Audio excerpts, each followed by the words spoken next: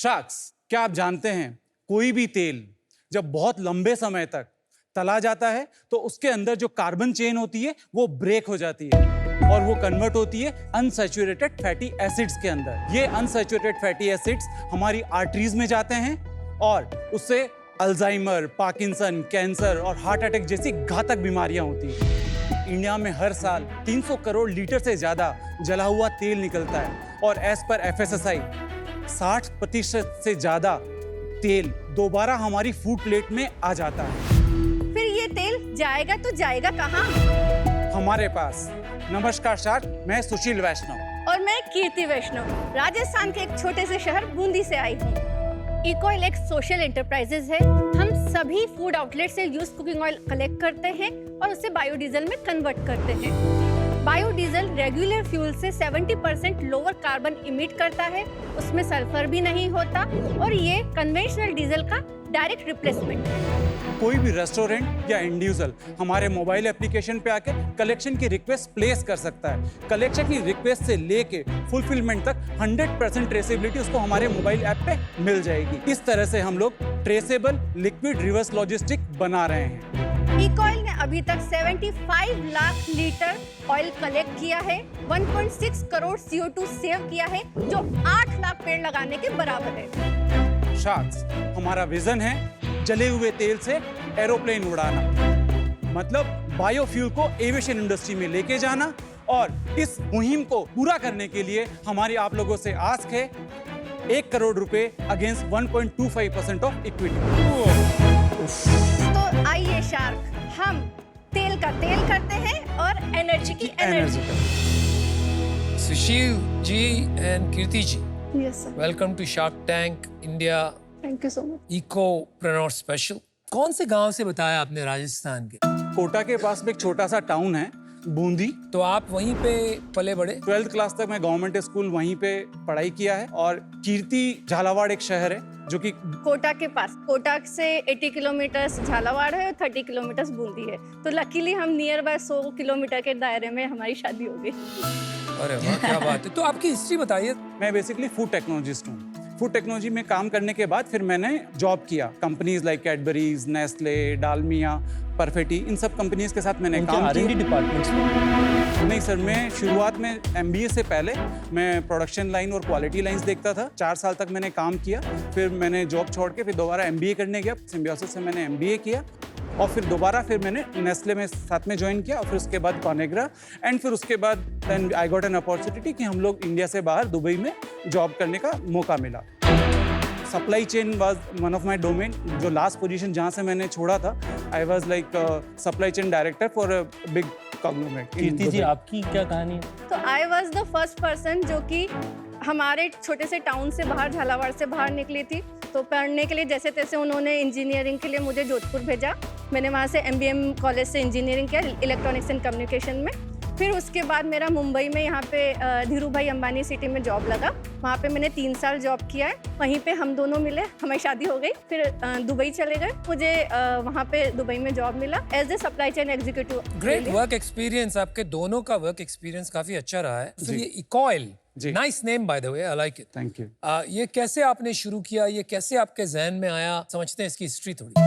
हम लोग जब दुबई से आए यहाँ पे, जितने भी सामान थे सब फ्रेंड के यहाँ डाले। फिर हमने एक स्कूल ढूंढा इस जयपुर के अंदर आके। अच्छा। क्योंकि इतनी आसानी से घर मिलता नहीं है, तो हमने कहा कि चलो यहाँ पे गेस्ट हाउस है उसमें रुकते हैं। तो 1 महीना तक हम उस गेस्ट हाउस के अंदर ही रुके वहाँ पे। और उस दौरान हमने बाहर का खाना, हमारा लंच, ब्रेकफास्ट और डिनर तीनों बाहर ही होता था। और आप कभी भी जब बाहर से आते हो तो आप इजीली चीजें अडॉप्ट नहीं कर पाते हो। तो बच्चे बीमार होने लगे, हमें प्रॉब्लम आ गई, कभी दस्त लग रहे हैं, कभी पेट दर्द हो रहा है, कभी वॉमिट हो रही। हमने कंटिन्यूस रेस्टोरेंट भी चेंज करना शुरू किया। इसी ड्यूरेशन एक बार ऐसे ही जो बंदा छोले भटूरे बना रहा था, तो मैंने उससे जनरली क्यूरियोसिटी, क्योंकि मैंने जब दुबई में काम किया था QSR चेन से रिलेटेड गवर्नमेंट गल्फ में काम किया था। मैंने उससे क्यूरियोसिटी से पूछ लिया कि भैया इस ऑयल का आप करते क्या हो? उसने कहा कि हम तो फेंक देते हैं। तो वहां से हमें लगा कि ये तो बहुत बड़ी प्रॉब्लम है जिसके बारे में कोई सोच ही नहीं रहा है। एंड जब हमने इस पर और रिसर्च की और हम जब होटल्स इंडस्ट्री में और उनसे बात किया, उन्होंने भी यही कहा कि हमारे पास कोई आता नहीं है तो हम या तो किसी जो भी आता है उसको दे देते, और नहीं होता है तो हम थोड़ा 10 किलोमीटर दूर जाकर के पानी में फेंक देते हैं। आप ऑयल से फ्यूल बनाते हो? यस जी सर। बायोडीजल क्या होता है सर कि जैसे आपने इथेनॉल का नाम सुना होगा, इथेनॉल पेट्रोल के साथ ब्लेंड होता है, राइट? बिल्कुल। सिमिलरली बायोडीजल डीजल के साथ ब्लेंड होता है। दोनों को मिक्स करने से कार्बन एमिशंस कम होता है। बायोडीजल नेट अगर आप देखेंगे कि 75% लोअर कार्बन एमिशन करता है। डीजल में बायोडीजल कितना परसेंट ब्लेंड होता है, वो फिगर्स आप बता पाएंगे? जो बायोडीजल पॉलिसी बना रखी है इंडिया ने, उसमें 5% ब्लेंडिंग का टारगेट है। तो बायोडीजल आप 100% भी गाड़ी चला सकते हैं। अच्छा। बिल्कुल। बिल्कुल। और और बायोडीजल नॉर्मली कन्वेंशनल डीजल की ही तरह आपके जनरेटर्स उससे चल जाएंगे। जहाँ जहाँ आपका डीजल का यूज होता है वो तो सब लोग जगह सिर्फ आप 5% क्यों ब्लेंड कर रहे हैं? सर अवेलेबिलिटी नहीं है। अच्छा। बायोडीजल किन चीजों से बनता है? बायोडीजल आप बना सकते हैं एनिमल फैट,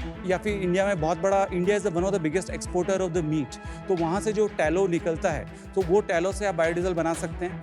पाम ऑयल जो होता है उसका स्टेरिन निकलता है। और होटल्स में सबसे ज्यादा तो पाम ऑयल यूज होते हैं, तो उस Absolutely. कारण से शायद आपने सोचा। Absolutely right. पैसे कितने बचते हैं by using biodiesel is my question. सारी कंट्रीज ग्रीन को सपोर्ट करने के लिए इसके ऊपर काफ़ी सारे इंसेंटिव्स देती हैं। यही एक कारण है कि इंडिया में अगर बायोडीजल अगर फॉर एग्जांपल एक्स प्राइस पे बिक रहा है तो ग्लोबली उसका 3x मिलता है। नहीं वैसे नहीं, बाय ड्राइविंग अ कार हाँ विद बायोडीजल 1 लीटर डीजल कितने का आता है? 1 लीटर बायोडीजल बायोडीजल 83 का। और रेगुलर डीजल? रेगुलर डीजल आपका एज ऑफ नाउ 90 रुपीज के आसपास तो है। ये उससे सस्ता हो गया। और एफिशिएंसी वाइज ये ज्यादा माइलेज देगा कि सेम माइलेज? 8 पार।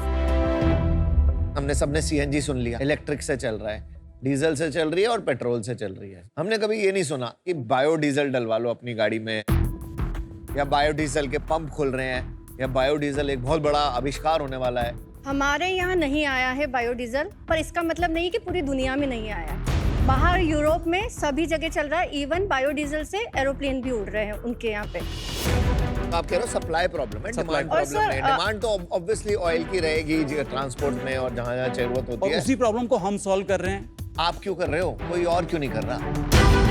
अब जिस सप्लाई चेन को हम लिक्विड रिवर्स लॉजिस्टिक की जो बात कर रहे हैं ना, वो अभी एग्जिस्ट नहीं करती। आपको वो बनानी पड़ेगी। तो समझ उसको गया। बनाने के लिए कोई भी बड़ा प्लेयर शुरू में नहीं आता, उसको मार्केट को मैच्योर होने देता है। जिस दिन वो आ जाएगा हाँ। Automatically they will have a choice कि चलो आज की डेट में मेरे पास करेक्ट। बड़ी कंपनियों के नाम ले सकता हूँ, मित्सुबिशी, शेल, शेवरॉन, सब लोग चाहते हैं कि आओ हमसे साथ काम करें, पर हमें पता है कि हम we are not ready for that, because as of now हमें पूरी सप्लाई चेन क्रिएट करनी है।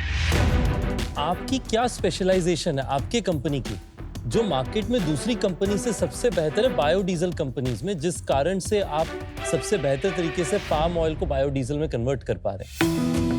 बायोडीजल बनाना इज नथिंग, ठीक है। इट्स ऑलवेज अबाउट उस रॉ मटेरियल को एग्रीगेशन। तो हम अपने आप को बायोडीजल मैन्युफैक्चर से ज्यादा उस ऑयल के कलेक्टर करते समझ मानते गया हैं। मैं। तो आप हम कह रहे हो लोग, कि दूसरे लोग भी बना सकते हैं? क्योंकि आपके पास एनिमल फैट आज की डेट में इतने सारे बायोडीजल मैन्युफैक्चरर्स हैं इंडिया में, आप गूगल करेंगे बहुत सारे मिल जाएंगे। उन सब ने बड़े बड़े एसेट्स लगा लिए, प्लांट लगा लिए, एनिमल फैट लाते हैं, पाम स्टेरिन लाते हैं, बायोडीजल बनाते हैं और बेचते हैं। बट हम वैसे नहीं हैं। हम क्या करते हैं, पहले खुद का रॉ मटेरियल सोर्स करते हैं, क्योंकि उसके पीछे 2 एंगल है। एक तो हेल्थ वाला एंगल इतना बड़ा है कि अगर आपने उसको नहीं किया, मतलब हमसे रहा नहीं जाता, कोई हमें कॉल कर दे कि तेल ले जाओ, पैसा जितना भी लगे एक बार कोशिश करते हैं, उठाते हैं तो उसको। आप दूसरे को भी बेच सकते हो, यानी आप कलेक्ट करोगे। एग्जैक्टली। अब या तो अपने खुद भी बना सकते हो या फिर आप किसी और को भी दे सकते हो जिसकी Absolutely प्लांट ऑलरेडी लगी एग्जैक्टली हुई है। हम ये प्रॉफिटेबल शेयरिंग में हम यही करते हैं मेजरली। कितने प्लांट है आज के दिन में इंडिया में बायोडीजल के? अराउंड 40, क्या कैपेसिटी पे चलते होंगे? इट्स समवेयर अराउंड 30 से 40% की कैपेसिटी पे चल पाते होंगे। जो 60% अनयूटिलाइज्ड है, हाँ। उसका कितना हिस्सा इसलिए है कि सप्लाई नहीं मिल पा रहा जैसा आपने बताया, और कितना हिस्सा इसलिए जैसे कि टेक्नोलॉजी इतनी तेजी से बढ़ रही है न्यू एनर्जी इंडस्ट्रीज में कि कई बार आपको पुराना लाइन डिफंक्ट हो जाता है? तो it's only one issue, supply. आप अच्छा। जितना रॉ मटेरियल दे सकते हैं, आपका कन्वर्जन में कोई प्रॉब्लम नहीं है, डिमांड में भी कोई प्रॉब्लम नहीं। कितना प्रोसेस आप इन हाउस कर रहे हैं और कितना प्रोसेस आप बाहर थर्ड पार्टी प्लांट को दे रहे हैं? ऑलमोस्ट 50-50% है सर। इस करंट ईयर की बात करें, 800 सिटी से ये तेल कलेक्ट करके लेके आए हैं। तो लॉजिस्टिकली नॉर्थ ईस्ट का तेल, बैंगलोर का तेल, हमारा प्लांट जयपुर में है, वो वायबल नहीं होता। तो प्रॉफिटेबली अगर किसी भी धंधे को चलाना है, और जो कि हम पिछले सालों से करते आ रहे हैं, तो हमारे लिए यही ऑप्शन है कि जिसके पास खाली पड़ा है उससे बनवाओ और अपना प्रॉफिट शेयरिंग पे अपना काम करो, क्योंकि एवरीबडी नीड्स। हमारे पास क्या कैपेसिटी है जयपुर वाली प्लांट की? सर हमारी 200 टन की है उसकी। सप्लाई चेन थोड़ा समझाओ, आप कहाँ से कलेक्ट करते हो? कोई भी रेस्टोरेंट अपना तेल निकालना चाहता है वो हमारे मोबाइल एप्लीकेशन पे आएगा, उस पर कलेक्शन की रिक्वेस्ट प्लेस करेगा, उसके बाद वो हमारी CRM टीम के पास जाएगा। CRM टीम उसको अलोकेट करेगी डिफरेंट रीजन्स में। हमारे पास as of now 16 collection centres है across India, starting from Jammu से लेके एर्नाकुलम। खुद के हैं हमारे सारे कलेक्शन सेंटर्स, हमारे खुद के हैं। वहाँ से उनके चला जाएगा, फिर वो उस पर्टिकुलर फैसिलिटी से अपना खाली ड्रम जो 50 kg का जनरली होता है उसको जाके रेस्टोरेंट के अंदर रख देगा, और जब वो भर जाएगा वो कलेक्शन की रिक्वेस्ट हमारे पास आएगी, फिर हमारा गाड़ी अगेन एम्प्टी लेके जाएगा, वहाँ पे जाएगा, स्वैप करेगा। और ऑयल कहाँ गया? फिर वो ऑयल आता है हमारे प्री ट्रीटमेंट सेंटर पे। ठीक है। तो प्री ट्रीटमेंट सेंटर पे उसमें जितनी भी इम्प्योरिटीज है उस सबको ठीक किया, उस सबको ठीक करने के बाद वो प्री ट्रीटेड ऑयल कन्वर्जन होगा, और उसके बाद 3 सर्टिफिकेट सबको जाते हैं। तो आप कितने पैसे देते हो एक कलेक्ट करने के लिए? Based on the location, quantity और ज्योग्राफी। अच्छा, सबका अलग है? सबका अलग। एवरेज से अगर मैं बोलूँ 30 रुपए के आसपास हमारा एवरेज है। 30 रुपए 1 लीटर का है, तो वो आपसे महीने के अगर कोई 100 रुपये बना रहा है तो उसकी एडिशनल आमदनी कितनी हो जाती है आपको तेल बेच सर एवरेज एक रेस्टोरेंट हमारा मानना है कि 50 kg के आसपास एक महीने में तेल निकाल देता है। तो 50 × 3 1500 रुपए के 1500। मतलब उसका जो भी आमदनी है उस पे खास फर्क नहीं पड़ता? नहीं। तो मेनली इंसेंटिव बड़े रेस्टोरेंट पे भी शायद नहीं इतना फर्क पड़े, 3, 4, 5 नहीं हज़ार सर, हो जो जाएगा, आप 10 बड़े हज़ार हो QSR चेन्स को इमेजिन कीजिए, हाँ। जिनके 300 QSR चेन्स हैं, जिसके अंदर बर्गर, पिज्जा, KFC वो सब चलता रहता है। महीने का कितना महीने बन सकता है? का मान लीजिए 50 से 60 लाख रुपए का बिल। ऐसा कोई क्लाइंट है आपके पास? काफी है, that makes sense. Who is paying you? तो हमें 2 लोग पे करते हैं। कौन? एक तो बायोडीजल मैन्युफैक्चर जिसको हम लोग वो करते हैं, और दूसरा जो एंड कंज्यूमर जो कि OMCs को जो डीजल बिकता है वहाँ से पैसा आता है। आज आप जानते हैं कि ग्रीन हाइड्रोजन का देश में बहुत चलन है। राइट। लोग ग्रीन अमोनिया का ब्लेंडिंग का काफी सोच रहे हैं एविएशन फ्यूल के अंदर में इस्तेमाल। क्या वो आपके लिए कंपटीशन है या आपको लगता है वो आपके लिए एडिशन है? सर ये बिगेस्ट अपॉर्चुनिटी है। Just giving the lemon example, biodiesel जो यूज़ करेगा वो एक ट्रक वाला करेगा या रेगुलर वाले कार वाले करेंगे, उनकी एक परचेजिंग पावर की कैपेबिलिटी है, वो उतना ही उसको एक्सपेंस कर सकते हैं। जो एरोप्लेन में उड़ता हुआ कस्टमर है उसके पास वो ग्रीन भी सोचता है एंड वो उसका इंसेंटिव के लिए तैयार भी रहता है। पर ये सच में ग्रीन है क्या? वो एक बड़ा सवाल है, क्योंकि ग्रीन अमोनिया आप कह सकते हो कि ग्रीन हाइड्रोजन है, रिन्यूएबल एनर्जी का इस्तेमाल कर रहा है, पर ये तो फ्रैंकली पाम ऑयल है। Palm oil is, how can we consider that green? तो सर क्या होता है कि कोई भी प्रोडक्ट की जब उसकी यूटिलिटी खत्म हो जाती है, जला हुआ तेल का एग्जांपल लेता हूँ, जला हुआ तेल, इन सारे रॉ मटेरियल हम क्यों जले हुए तेल में ही है, हमारे पास बहुत कुछ था करने के लिए, क्योंकि ये ऑलरेडी आप लोगों ने यूज़ कर लिया, उसका निकाल दिया, अब वो कार्बन नेगेटिव है, अब जो भी उससे बनाओगे तो उसका जो आपका जो डेल्टा मिलता है ना, वो एविएशन इंडस्ट्री को बहुत सपोर्ट कर रहा है उनके कार्बन फुटप्रिंट्स को नीचे करने के लिए। आज आप देख लीजिए सिंगापुर में एविएशन फ्यूल, जो सस्टेनेबल एविएशन फ्यूल बोलते हैं, 1% ब्लेंडिंग का मैंडेट कर दिया है। By 2025 all the developed nation need to blend sustainable aviation fuel in their regular flights. अच्छा, आपका बिजनेस बता दीजिए, पिछले 2-3 साल के रेवेन्यू और EBITDA। FY20 में हम लोगों ने 2 करोड़ का रेवेन्यू किया। पहले साल तो 2 करोड़ था, तो there was no profit and loss, it was like 0.31% of the, so that's a break even. Next year भी हमारा सेम था।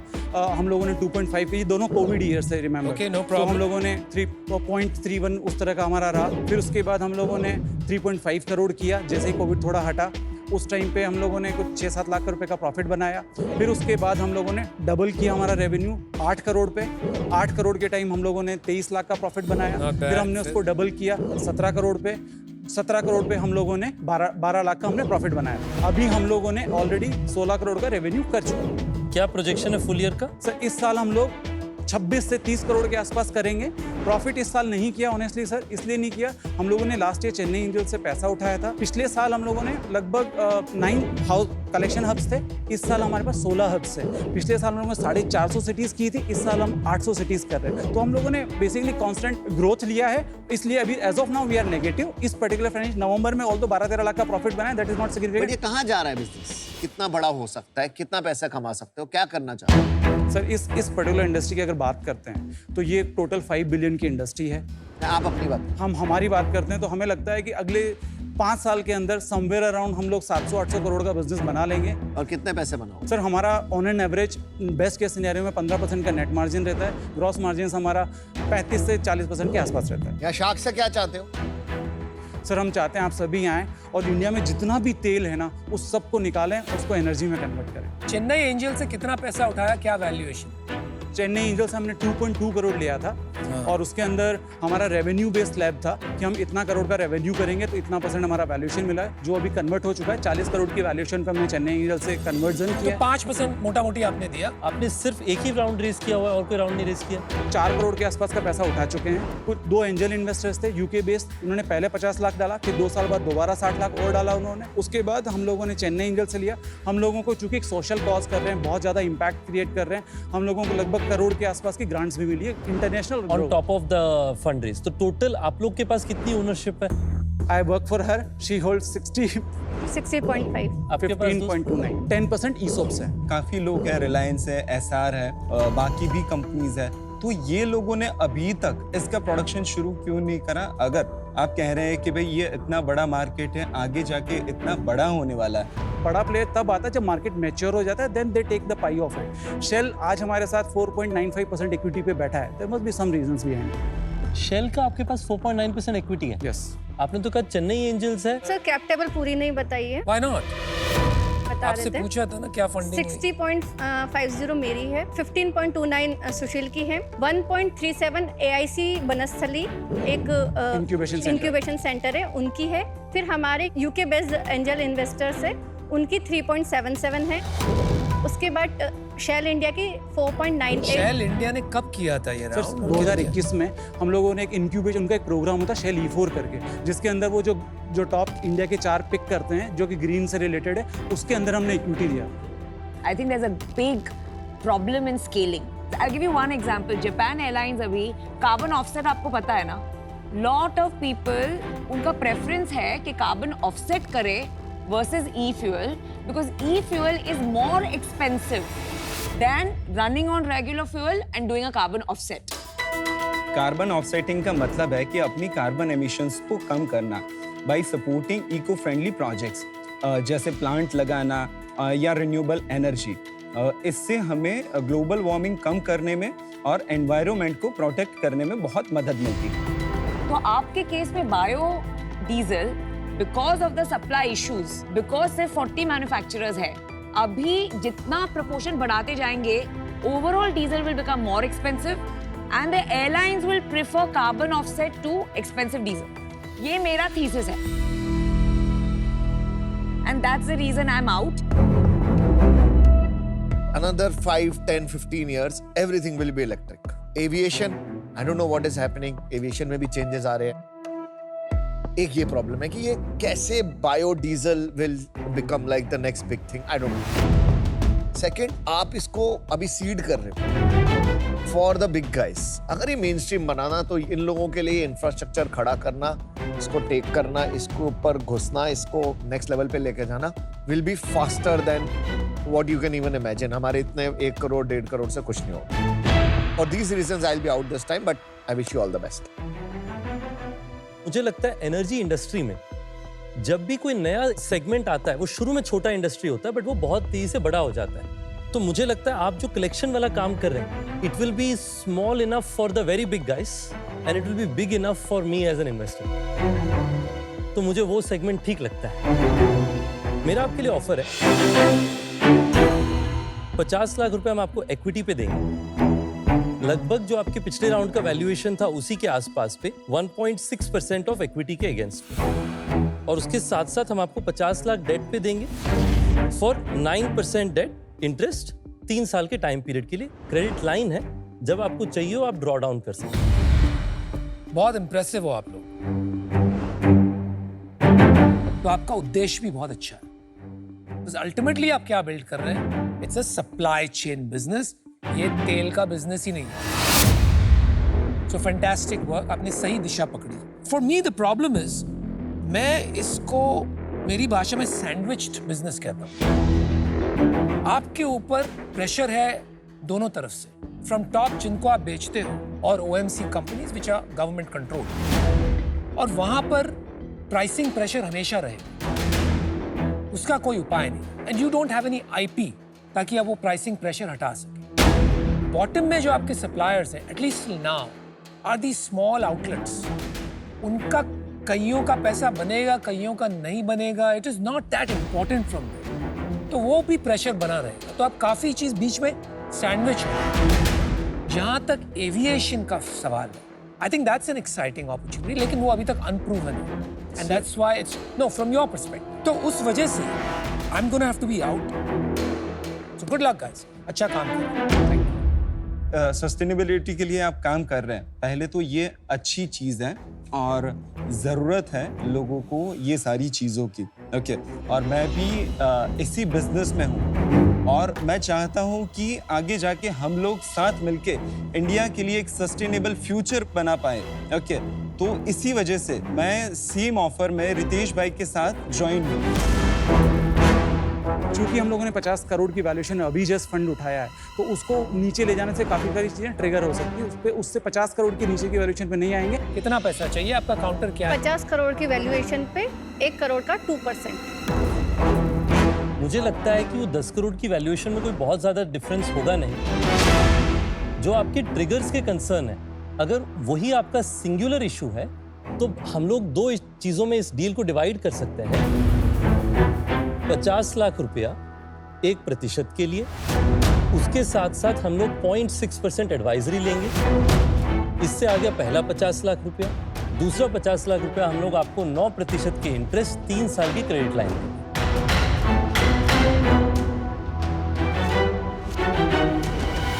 Yes sir, Chirag sir and Ritesh sir, deal Okay, congratulations.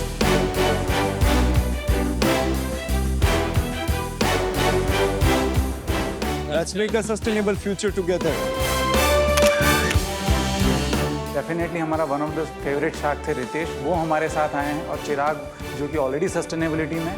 So we are feeling कि जो हमें चाहिए था वो मिल गया।